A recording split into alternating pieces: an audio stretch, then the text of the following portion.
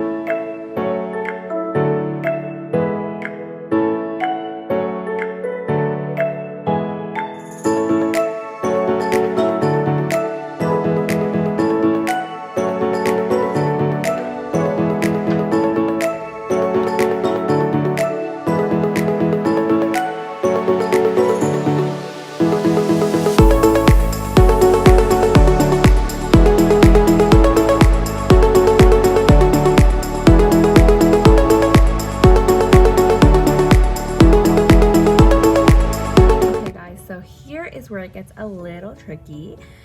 The website directions say to bake it for 14 minutes.